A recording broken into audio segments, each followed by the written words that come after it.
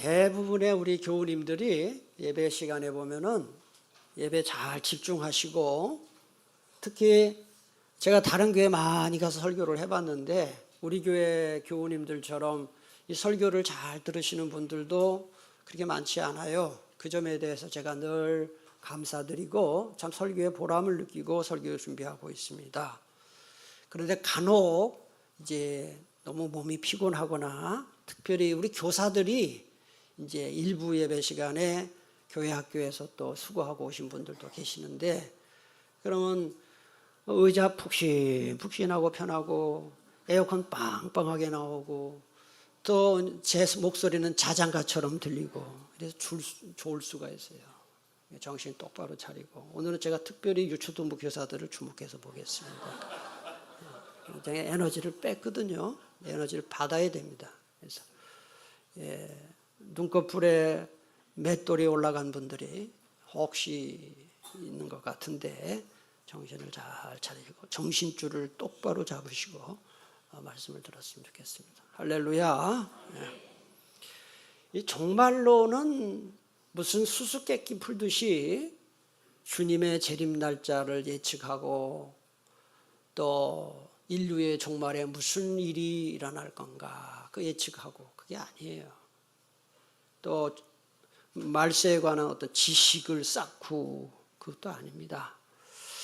임산부가 새 생명의 탄생을 기다리면서 이 몸가짐을 조심하고, 군인이 고된 훈련 속에서도 전역할 날짜를 손꼽아 기다리면서 인내하듯이 예수 그리스도의 재림을 간절히 대망함으로써 비로소 그리스도인답게 살아갈 수가 있는 것입니다. 병원에서 의사로부터 당신은 예후가 너무 안 좋습니다. 그래서 6개월 후에 다시 검사받으러 오십시오. 이런 말을 들은 환자는 어떨까요? 그 말을 듣고 나면 정신이 번쩍 들어가지고 그 이후의 삶이 많이 달라질 거예요. 야식을 또 많이 했던 사람도 끊을 것이고, 그 다음에 식습관도 바꾸고, 그 다음에 술, 담배 많이 하던 사람 술, 담배도 좀 끊거나 절제하고, 과로도 피하고, 또 안 했던 운동도 시작하겠죠. 여기서 우리 알 수 있는 게 뭡니까? 다가올 미래, 예수님의 재림이라든지 종말이라든지 뭐가 됐든지 다가올 미래는 단순히 다가올 시간일 뿐만 아니라 오늘 우리의 삶과 행동을 완전히 뒤바꾸어 놓는 원동력이 된다는 사실이에요. 따라서 이 베드로후서는 주님의 재림에 대해서 말씀하고 있는 베드로후서의 핵심은 주님이 과연 언제 오시는가, 그게 아닙니다. 진짜 중요한 질문은 주님께서 다시 오실 때 나는 과연 어떤 모습으로 주님 앞에 설 것인가 하는 것이에요. 오늘 14절을 다시 제가 봉독하겠습니다. 그러므로 사랑하는 자들아, 너희가 이것을 바라보나니 주 앞에서 점도 없고 흠도 없이 평강 가운데서 나타나기를 힘쓰라. 여기 이것을 바라본다는 말씀이 나와요. 이거는 바로 위에 나오는 13절 말씀대로 새하늘과 새 땅을 간절히 기대한다는 뜻이에요. 바꿔 말해서 예수님의 재림과 영원한 하나님 나라를 간절히 사모한다는 뜻입니다. 그래서 14절은 전체가 뭐냐? 이런 믿음을 가진 사람은 어떻게 사느냐 하는 것이죠. 어떻게 산다고 했습니까? 이런 사람은 점도 없고 흠도 없는 삶을 삽니다. 점도 없고 흠도 없는 것은 원래 이 뜻은 뭐냐? 구약 시대에 하나님께 제물로 드린 짐승과 그 제사를 집례하는 제사장에게 요구되던 엄격한 요건이에요. 흠 없는 제물, 점 없는 제물, 흠도 없고 점도 없는 제사장이 되어야 된다. 레위기 22장 20절에 보니까 이런 말이 나와요. 만일 너희가 흠이 있는 것을 바치면 내가 하나님께서 그 제물을 어떻게 하시겠다? 받지 않으시겠다 그랬잖아요. 말라기 1장 8절 너희가 눈 멀고 병들고 저는 짐승을 나에게 제물로 바치는 것이 뭐라 그랬습니까? 악하지 않냐. 베드로전서 1장 19절에서는 예수님을 가리켜서 똑같은 표현이 있습니다. 오직 흠없고 점없는 어린 양 같은 그리스도다. 여러분 이와 정반대로 베드로후서 2장 13절 중간에 여러분 눈으로 한번 성경을 베드로후서 2장 13절 중간에 보면은 예수님의 재림을 비웃으면서 방탕한 삶을 사는 이단들을 가리켜서 점과 흠이다. 그랬어요. 이게 무슨 뜻일까요? 자, 한번 저를 보세요. 이게 무슨 뜻일까요? 우리가 믿는 예수님이 점과 흠이 없는 분, 거룩하신 분이니 그 예수님을 따라가는 너희도 거룩한 삶을 살아라. 이런 뜻이에요. 나아가 재림을 부인하고 조롱하는 이단들과 구별된 거룩함을 지켜야 된다. 그래서 촉구하는 거예요. 빌립보서 2장 15절도 보세요. 비슷한 표현이 나옵니다. 여러분은 흠이 없고 순결해져서 구부러지고 뒤틀린 세대 가운데서 하나님의 무슨 자녀예요? 흠없는 자녀가 되어야 된다 그랬어요. 이게 거룩이에요, 거룩. 주님의 재림을 믿는 신앙은 광신적인 어떤 신앙이 아니에요. 주님 오시니까 막 다 때려치우고 제가 계속 얘기했죠. 아니에요. 또는 현실 도피적인 삶을 사는 것도 아닙니다. 이 세상의 삶에 충실하게 살되 거룩하고 경건하게 살아라 하는 거예요. 그런데 14절 끝부분을 보면 힘쓰라 그랬어요. 14절 끝부분. 힘쓰라. 이 단어에는 두 가지 뜻이 담겨 있습니다. 첫째, 거룩과 성화는 단번에 완성되는 일회적 사건이 아니고요. 평생에 걸쳐서 지속되는 사건이에요. 여러분, 예수 믿는다고 사람이 갑자기 예수님처럼 됩니까? 안 됩니까? 안 됩니다. 어제까지 막 술 먹고 막 담배 막 한 갑을 피고 술도 말로 마시던 사람이 교회 나와 예수 믿는다고 그 다음 날부터 술, 담배 싹 끊고 이런 일 없어요. 여러분, 성질이 막 급해가지고 별것도 아닌 거 가지고 막 화를 내는 사람이 예수 믿고 구원받았고 뭐 또 집사 되고 뭐 직분 받았다고 해서 그 성질을 쉽게 바뀌지 않아요. 한참 가요. 저는 죽을 때까지 그 불같이 화내는 사람도 봤어요. 죽는 순간까지 불같이 화를 내는 사람도 봤어요. 그게 안 바뀌더라고요. 그래서 이 거룩이라는 거, 성화라는 것은 단회적인 사건이 아니라 평생 계속되는 거예요. 여러분 남편 중에 막 불같이 화내는 사람들 있습니까? 우리 부인들이 그거 기도 많이 하셔야 돼요. 그건 하나님이 바꿔주지 못 바꿔요. 거룩하고 경건은 이게 첫째는 평생 계속되는 것이다. 둘째는 뭐냐? 왜 참으라고 힘쓰라고 했느냐? 둘째는 거룩과 성화의 궁극적인 인도자는 성령님이시지만은 우리 자신 역시 거룩하게 살려고 부단히 노력해야 할 뭐가 있느냐? 책임이 있다. 여러분, 거룩과 성화의 책임은 우리에게도 있다. 한번 따라합시다. 거룩은 하나님의 은혜로, 성화는 내 책임도 있다. 성화도 물론 성령님이 도와하셔야 되지만 책임이 있다는 거예요. 그래서 17세기에 유명한 청교도 신학자이자 목회자인 존 오웬이라는 분은 다음과 같은 강력히 권면을 했어요. 우리 한번 같이 읽겠습니다. 죄를 죽이라. 그렇지 않으면 죄가 너를 죽일 것이다 그랬어요. 여러분, 기도하지 않으면요, 우리 속에서 자꾸 걱정이 스물스물 올라와요. 기도에 대한 이야기를 많이 할 수 있지만 기도는 걱정을 죽이는 거예요. 기도하는 만큼 걱정이 사라져요.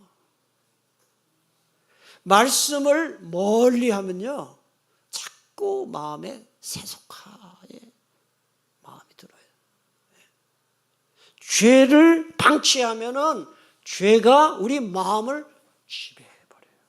여러분, 최근에 일어난 장윤기 사건 아시죠? 23살 먹은 젊은 남자애가 여고생 몇 학년인가 여고생을 죽였죠. 일면식도 없는 여고생을 길에서. 왜 죽였어요? 성폭력 하려고 했는데 말 안 듣는다고. 그럼 걔가 하루아침에 그렇게 된 게 아니에요. 걔 방에 원룸에 갔더니 뭐 희한한 음란 도구들도 있고 늘 그걸 생각한 거죠. 노름에 빠진 사람들은 늘 노름 생각하죠. 그러니까 이게 하루아침에 갑자기 그렇게 되는 게 아니에요. 그래서 죄를 물리치지 않으면 죄가 너를 죽인다. 배는 노를 젓지 않아도 움직입니다, 여러분. 그러나 절대로 앞으로 나가지 못합니다. 뒤로 갑니다, 뒤로. 물결에. 마찬가지로 우리가 노력하고 애쓰지 않으면은 나도 모르는 사이에 자꾸 세상으로 갑니다. 여러분, 예배 시간에 설교 말씀을 들으면서 은혜 받고 감동받고 결심하는 것은 참 좋은 일이죠. 좋은 일입니다.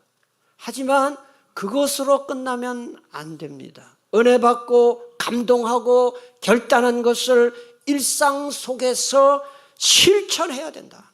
아멘이십니까? 여러분, 아니 평생 교회 다녔는데 믿음이 안 자라고 맨날 제자리 걸음하시는 분들, 아니 오히려 퇴보하는 분들이 있죠. 그들의 공통점이 있어요. 예배는 잘 나와요. 말씀의 은혜는 잘 받아요. 결심은 잘해요. 그럴 것 달라지는 게 없어요. 그 믿음 절대로 자라지 않아요. 절대로 거룩해지지 않아요. 어떤 젊은 남자 청년이 새해가 돼서 내가 새해 좀 건강해야 되겠다. 그리고 몸도 좀 만들어야 되겠다. 이렇게 생각하고 어디로 갔을까요? 그래서 헬스장에 갔겠죠. 가서 호기롭게 1년 딱 등록했어요. 1년치를 돈 딱 냈어요. 돈을 내야 내가 이게 된다. 그러고 보니까 헬스장에 막 몸짱 아저씨들 이렇게 큰 사진 걸려 있는 게 있어서 다 사진을, 그 중에 제일 몸짱을 사진을 딱 찍어서 내가 올 연말에는 이렇게 되고야 말이라. 그래서 그걸 자기 핸드폰에 딱 이렇게 표지 화면으로 저장을 하고. 그리고 이제 운동을 해야 되니까 그 다음날 운동복, 고급 운동복을 사고, 둘째 날 바디빌더들이 신는 신발 사고, 셋째 날 비타민 음료 박스로 딱 사놓고, 넷째 날 몸짱 아저씨들이 어떻게 만들었는지 유튜브를 쫙 하루 종일 보고, 그 다음날 이제 운동 시작하러 갔어요. 가서 안 하던 운동을 하니까 숨이 차지요. 땀은 뒤범벅이 되지요. 그리고 안 하던 윗몸 일으키기, 땡기기, 막 욱신욱신 하지요. 근데 가만히 보니까 주변에 있는 사람들은 편안하게 하는 거예요. 자기 혼자만 막 이렇게. 그래서 그 다음 달 때 딱, 그래도 내가 했으니 가야지. 가려고 하니까 너무 쪽팔린 거야. 다른 사람은 다 편안하게 하니까. 그러고 막 여기 막 욱신욱신 그리고 그래서 하루 가고 안 갔어요. 예. 여러분, 이런 일이 많습니다. 헬스장에 돈 갖다 주고 안 간 분들 자수하세요. 많아요. 신앙생활을 이렇게 하시는 분들이 있다는 거예요. 말씀에 은혜 받고 감동받고 회개하고 결단하고 그러면 그거를 그대로 실천해야 되는데 그렇게 안 되니까 믿음은 자라지 않고 그 다음에 성화도 안 되는 것입니다. 따라합시다. 은혜 받은 대로, 감동받은 대로, 결심한 대로 순종해야 믿음이 자랍니다. 아멘이십니까? 예, 그게 중요합니다. 자, 예수님의 재림을 전적으로 믿고 사모하는 그리스도인의 두 번째 특징이 15절 상반절에 나와요. 또 우리 주의 오래 참으심이 뭐가 된다고요? 구원이 될 줄로 여기라. 주님이 오랫동안 안 오시는 거는 그게 많은 사람을 구원하기 위해서다. 그 비슷한 얘기가 9절에 나와요. 위에 한 번 더 위에 9절 보겠습니다. 자, 같이 읽겠습니다. 주의 약속은 어떤 이들이 더디다고 생각하는 것 같이 더딘 것이 아니라 오직 주께서는 너희를 대하여 오래 참으사 아무도 멸망하지 아니하고 다 회개하게 이르기를 원하시느니라. 베드로후서가 기록된 당시, 초대교회 당시부터 지금까지 주님이 곧 오신다 그래 놓고는 안 오시니까 많은 사람들이 그리스도인들 특히 거기에 대한 불평, 불만을 토로하고 심지어 부인해요. 안 오신다 주님. 그러니까 베드로가 너무 안 되겠다 해서 두 번씩이나 9절과 14절에서 9절과 15절에서 두 번 얘기한 거예요. 주님이 더디 오는 것 같지만 오신다. 예수님의 재림이 우리의 생각보다 더디어지게 느끼는 그 이유는 첫 번째 이유가 뭐냐? 한 영혼이라도 더 구원받기를 바라시면서 심판을 늦추시는 것이다. 지난번에 말씀드렸어요. 그러므로 우리는 아직도 주님을 믿지 않는 가족과 이웃들에게 복음을 전하는 일에 더욱 힘써야 된다. 여러분, 지진 피해자들 또 굶어 죽는 사람들, 아프리카 사람들을 우리가 이게 구제하는 거 참 귀한 일이에요. 막 핍박받고 박해받는 사람들에게 자선을 행하는 거 좋은 일이에요. 하지만 그것만큼, 아니 그것보다 더 시급하고 우선적인 일은 뭐냐? 그들에게 복음을 전하는 것이다 하는 거예요. 아멘이십니까? 우리 이러지 않습니까? 뭐 자기가 어디 가서 카페 갔는데 이 커피가 너무 맛있어요. 그러면 사람들한테 그 카페 참 좋아 하면서 카페 막 이렇게 공유하잖아요. 또 어디 맛있는 집에 가서 음식이 맛있으면 맛집도 막 이렇게 공유를 잘하죠. 카페도 잘 공유하고 음식점 공유는 잘해. 그런데 정작 복음은 우리가 전도에는 너무 관심이 없어요. 이유도 여러 가지예요. 부담될까 봐. 그 사람이 부담될까 봐. 또 내가 뭐 얘기했는데 거절당할까 봐. 아예 조금 자존심 상해서. 이유도 여러 가지. 그런데 여러분, 다음 성경 구절을 여러분이 정말 주님의 말씀으로 믿는다면 우리는 다시 한번 생각해 볼 필요가 있어요. 두 구절을 소개합니다. 고린도 전서 9장 16절 말씀 우리 다 같이 봉독합니다. 내가 복음을 전할지라도 자랑할 것이 없음은 내가 부득불할 일이며. 부득불해야 될 일이다. 그리스도인들이. 바울의 고백이에요. 이거는 전도 은사 있는 사람 아니에요. 누구나 해야 된다. 에스겔서 3장 18절에 보니까 하나님의 놀라운 경고의 말씀이 나옵니다. 가령 내가 악인에게 말하기를 너는 꼭 죽으리라 할 때에 네가 깨우치지 아니하거나 말로 악인에게 일러서 그의 악한 길을 떠나 생명을 구원하게 하지 아니하. 이거 쉽게 말하면 전도하지 않으면 그 악인은 그의 죄악 중에서 죽으려니. 와, 그 다음을 읽겠습니다. 내가 그의 핏값을 내 손에서 찾을 것이다. 예를 들면 이거예요. 남편이 교회 안 나와요. 그런데 나중에 주님께서 이렇게 말하는 거예요. 네 남편 전도했니? 네 남편의 핏값은 너한테 했다. 이 소리예요. 무서운 경고의 말씀이에요.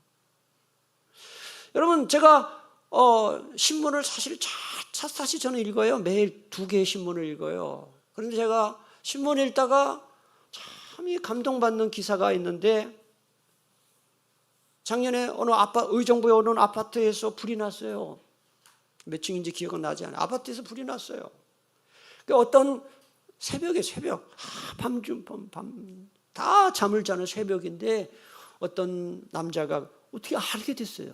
그거를, 불이 난 걸. 그래가지고 급히 가족들 다 깨워가지고 피신시키고 다 내려가라고 그러고는 그 젊은 남자가 말이죠.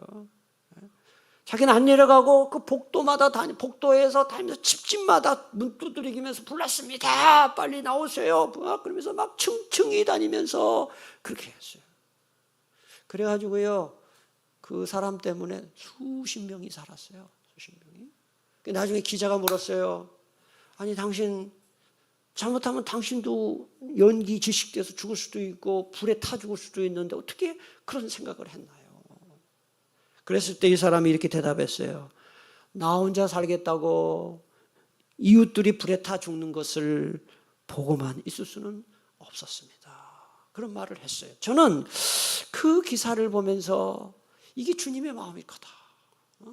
아직도 지옥으로 달려가는 사람들 보면서 한 영혼이라도 더 구원하려고 하려는 그 주님의 마음, 그 마음 앞에서 죽어가는 영혼을, 특히 가족들을 보면서 침묵하는 것은 과연 주님이 옳게 여기실까 하는. 한번 저를 따라 합시다. 예수 믿고 구원 받으세요. 이 말이 정말 힘든 분은 이렇게 하세요. 예수 믿으니까. 따라하세요. 예수 믿으니까. 참 좋습니다. 이게 여러분, 이 전도가 이제 예수 믿고 구원 받으세요 하기가 참 불편할 수 있거든요. 그런 분들은 내가 예수 믿고 나서 교회 다니고 나서 어떤 점이 달라졌는지를 얘기하면 그것도 전도예요. 내가 예수 믿고 구원받고 나니까 내 삶에 참 이런 점이 달라졌다. 그게 전도예요. 그런 전도도 하시면 좋아요. 자, 예수님의 재림이 인간의 생각보다 더뎌진 첫째 이유는 한 영혼이라도 더 주님 앞으로 전도하기 위해서이고, 두 번째 얘기가 더 있습니다. 그건 뭐냐? 이미 예수 믿는 우리가 끝까지 믿음을 지키면서 신앙의 길을 완주하도록 기회를 주시는 것입니다. 저는 목회하면서 참 가슴 아픈 일들이 가끔씩 있는데, 가장 가슴 아픈 일이 뭔지 아십니까? 우리 교회 멀쩡히 나오다가 다른 종교로 간 분이 있어요. 네, 다른 종교로 개종하신 분이 있어요. 물론 그분 사정 때문에 그렇게 했다 하면 되겠지만, 저는 제가 나중에 주님 앞에 갔을 때 담임 목사로서 이거 책임 추궁당하면 뭐라고 말씀드릴까? 하나님 앞에. 아니, 남묘호랑교 믿다가 우리 교회 와서 예수 믿는 것은 칭찬하시겠지, 주님이. 그런데 멀쩡히 우리 교회 다니다가 그것도 다른 교회가 아니에요. 다른 교회 가면 괜찮아요. 다른 종교로 개종한 사람, 나는 주님 앞에 갈 때 뭐라고 대답할까? 신앙생활 지금 여러분 잘한다고 끝까지 잘한다는 보장이 없어요. 여러분의 믿음 여러분이 지키는 게 아닙니다. 주님이 책임져 주셔야 되는 거예요. 히브리서 3장 14절 보세요. 이런 말이 나와요. 우리가 처음 믿을 때 가졌던 확신을 어떻게 해요? 끝까지 끝까지 가지고 있으면 우리는 그리스도께서 주시는 구원을 함께 누리는 사람이 될 것입니다. 그래서 끝까지 뭐라 그래? 누가 뭐라 그래?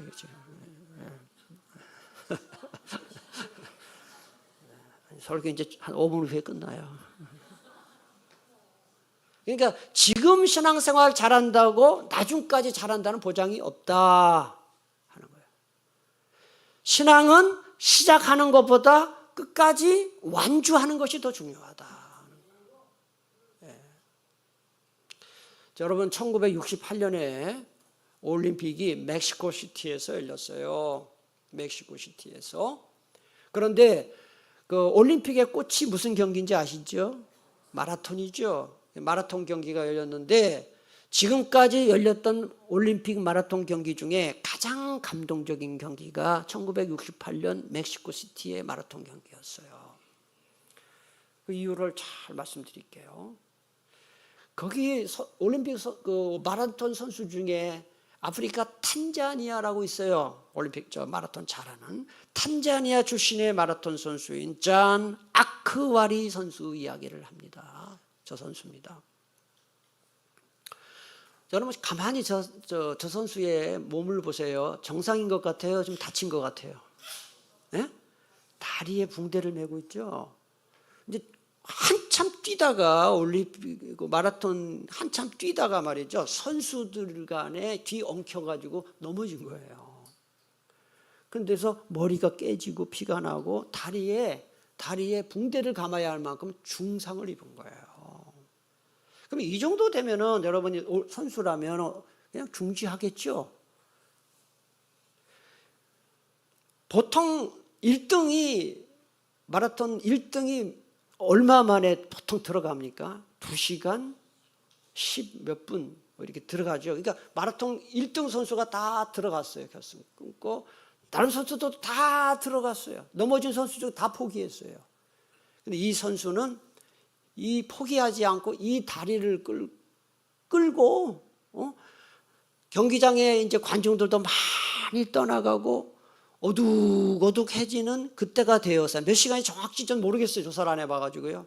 뭐 한 5시간이 됐는지 6시간이 됐는지 이제 스타디움으로 들어간 거예요. 그 전광판에 다 혼자. 그러니까 의료진이 가서 막 그 사람한테 가서 치료를 하려고 하니까 딱 지지하고 나는 결승선까지 가겠습니다. 저 다리를 끌고 들어간 거예요. 나중에 기자가 질문했어요. 큰 부상을 입고 중도에 포기해도 누가 뭐라 하지 않을 텐데 왜 이랬습니까? 그때 전 세계인에게 감동 주는 말을 한 거예요. 아쿠아리 선수가 이랬어요. 내 나라 탄자니아는 저를 출발선에 세우기 위해 보낸 것이 아니라 결승선의 끝까지 도달하도록 보냈습니다. 내 조국의 명예 때문에 나는 끝까지 했다는 것입니다. 여러분 주님의 마음이 그와 다르지 않을 거라고 생각해요. 우리를 주님이 예수 믿고 구원받게 만들었을 때는 출발만 하도록 만들지 않았습니다. 평생 예수 잘 믿으시기를 축복합니다. 그런데 이게 우리의 노력 가지고 안 돼요. 우리의 의지가 너무 연약해요. 그래서 작심삼일이에요. 조금만 어려운 일 당하면 그냥 또 주저앉아요. 그럼 비결은 뭡니까? 우리 안에 계신 영혼에 계신 성령께서 우리 안에 계셔서 우리의 신앙의 경주를 끝까지 완수하게 할 수 있습니다. 이사야 40장 31절 말씀을 다 같이 함께 봉독합니다. 오직 여호와를 앙망하는 자는 새 힘을 얻으리니 독수리가 날개치며 올라감 같을 것이요 다른 박질하여도 곤비하지 아니하겠고 걸어가도 피곤하지 아니하리로다. 할렐루야. 여호와를 앙망하는 자. 내 힘으로 신앙생활을 못해요. 자, 이제 마지막으로 예수님의 재림을 진정으로 믿고 사모하는 그리스도인의 마지막 특징이 15절 중간에서 16절에 나와요. 15절 중간에 우리가 사랑하는 형제 누구 이름이 나오죠 거기? 바울 잘 표시해 놓으세요. 신약 성경의 절반을 쓴 바울 이름이 나와요. 바울 베드로가 지금 얘기하는 거예요. 바울도 그 받은 지혜대로 너희에게 이같이 썼고 또 그 모든 편지에도 이런 일에 관하여 말하였으되 그 중에 알기 어려운 것이 더러 있으니 무식한 자들과 굳세지 못한 자들이 다른 성경과 같이 그것도 억지로 풀다가 스스로 멸망에 이르느니라. 여러분, 우리가 이 재림신앙을 끝까지 지키기 위해서는 이 세상의 변덕스러운 기준이나 풍조에 휩쓸리지 말고 오직 하나님의 말씀을 삶의 유일하고 절대적인 기준으로 붙들고 살아가야 된다, 그 얘기하는 거예요. 바울 얘기 왜 했는지 아세요? 베드로가 바울도 그 많은 이야기를 성경 편지에서 재림에 대해서 얘기했는데 너무 내용이 어려울 수 있다. 그래서 많은 사람들이 오해하거나 왜곡을 했다. 그렇게 하면 안 된다, 그 얘기하는 거예요. 16절 보면 중간에 무식한 자들이 나와요. 이건 세상 지식에 무식한 자들이 아니라 성경 말씀에 무지한 자들을 말해요. 또 굳세지 또 무식할 뿐만 아니라 그 재림의 교훈을 거부하는 자들을 가리키는 거예요. 굳세지 못한 자들이라는 것은 초신자들이나 말씀을 잘 확신하지 못하는 신앙의 수준이 낮은 사람들을 말하는 거예요. 여러분, 이단들 보세요. 막 이 계시록 가지고 종말론 가지고 막 비틀고 왜곡하지요. 그러지 말라는 것입니다. 그래서 이런 사람들은 어떻게 되느냐? 16절 끝에 보면 성경을 억지로 풀다가 스스로 어디에 이른다 그랬어요? 멸망에 이른다 그랬어요. 고린도후서 2장 17절은 말씀합니다. 우리는 저 많은 사람들처럼 하나님의 말씀을 팔아서 먹고 살아가는 장사꾼이 아닙니다. 말씀 왜곡하지 말라는 거예요. 고린도후서 4장 2절 하나님의 말씀을 혼잡하게 하지 아니하고 오직 진리를 나타내라. 우리가 성경 다 완벽하게 이해할 수는 없지만은 내 입맛대로 왜곡해서는 안 된다, 그 얘기하는 거예요. 한 의사가 환자에게 처방전을 써주었습니다. 근데 환자가 집에 돌아와서 그 약을 쭉 보니까 약이 한 10개나 되는 거예요. 여기 먹어야 할 약이 10알이나 되는 거예요. 환자가 이 먹어보니까 이 먹기 너무 힘든 약이 있어요. 그래서 그 약은 빼고 또 먹어보니까 요게 좀 효과가 더 있는 것 같아. 그 알은 2배 먹고 또 이거 뭐 의사는 아침에 먹으라는데 자기가 먹으니까 저녁에 먹는 게 더 효과가 있는 것 같아. 저녁에 먹고. 만약에 그렇게 하면은 어떻게 될까요? 그 약은 효과가 없습니다. 그리고 부작용을 일으킬 수도 있습니다. 여러분, 이 성경 말씀은 우리의 영혼과 육체와 우리의 모든 정신의 깊은 병을 치료하기 위해 하나님이 우리에게 주신 하나님의 처방전인 줄 믿으시기를 바랍니다. 함부로 내 생각, 내 경험, 주관적인 잣대로 성경을 바꾸면 안 돼요. 신화 얘기 하나 하고 말씀 맺겠습니다. 그리스 신화에 보면은 아테네 근처에서 아주 악명을 떨친 잔인한 산적 이야기가 나와요. 프로크루스테스죠. 프로크루스테스 이야기가 나와요. 이 사람은 지나가는 나그네들을 붙잡아가지고 자기 집에 묵게 합니다. 억지로. 근데 자기 집에 침대를 2개를 딱 설치했어요. 철제 침대를.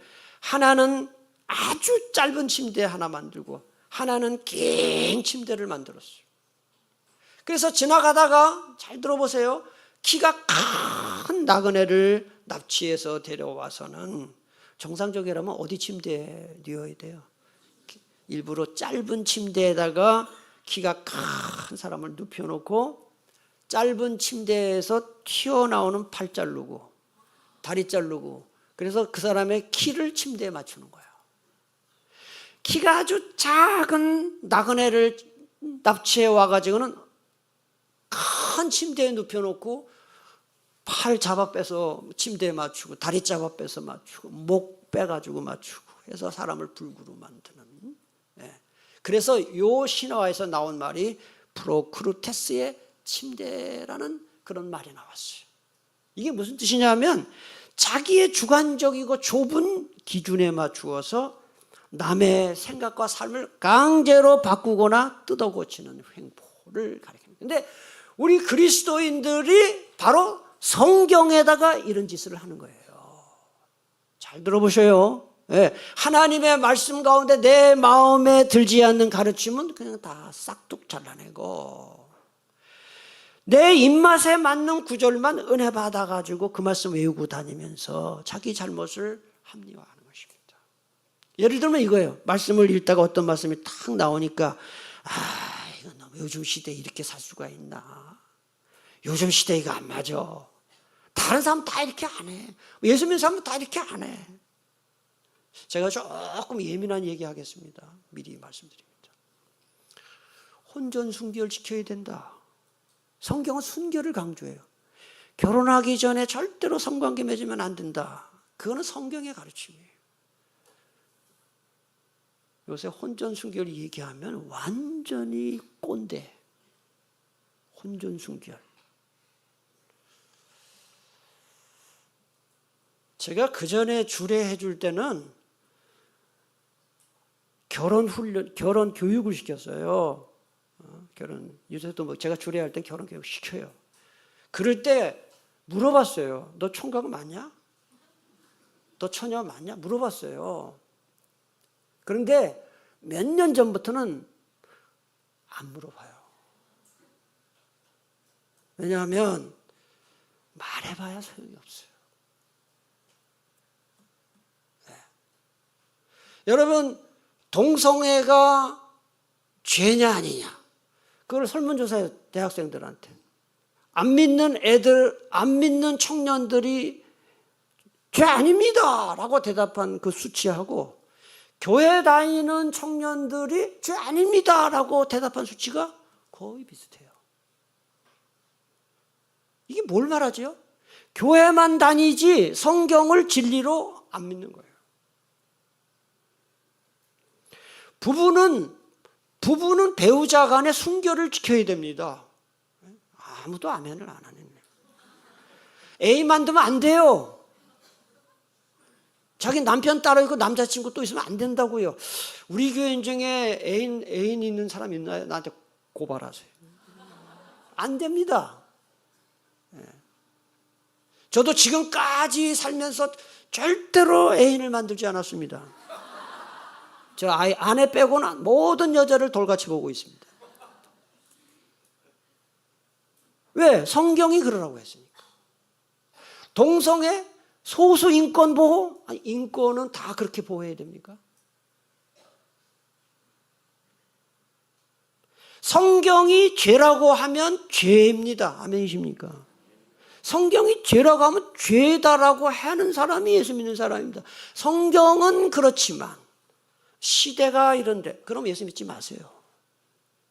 여러분, 주일 지키는 거, 11주 생활하는 거, 시대가 얼마나 어려운데 그 뭐 예수 믿어요 그러면. 성경이 그렇다고 하면 그런 거예요. 그래서 왜곡하지 마라, 뒤틀지 마라, 그 얘기가 나온 거예요. 우리가 말씀을 바꾸는 것이 아니라 말씀이 우리를 바꾸도록 해야 된다. 하나님을 내 수준으로 끌어내리지 말고 내가 하나님의 수준으로 올라가야 된다. 이번 주 묵상 실천상 같이 읽겠습니다. 주보를 보셔도 되고 화면을 보셔도 되고요. 1번, 거룩을 위해 부단히 힘쓰기. 일상에서 나의 영적 나태함을 돌아보고 경건의 노력을 매일 실천하자. 2. 영혼 구원을 향한 복음 전도의 사명 감당하기. 불타는 아파트에서 이웃을 구하듯 영혼 구원의 시급성을 기억하며 전도하자. 3. 내 생각을 말씀 앞에 굴복시키기. 성경을 내 마음과 삶에 비추지 말고 내 마음과 삶을 성경에 맞추자. 오늘 유초등부 교사들이 설교를 잘 들었습니다. 기도하겠습니다. 하나님 감사합니다. 오늘 귀한 말씀 들은 대로 저희들 이 말씀이 말씀으로 끝나지 말고 은혜 받고 감동받고 결심한 것으로 끝나지 말고 말씀대로 살 수 있는 믿음을 갖게 해 주시옵소서. 믿지 않는 영혼 구원하기에 힘쓰게 하시고 내 믿음을 끝까지 지키기에 힘쓰게 하시고 나를 말씀에 맞출지언정 말씀을 나에게 맞추지 않도록 이번 한 주간 지켜주시옵소서. 예수님의 이름으로 기도하옵나이다. 아멘.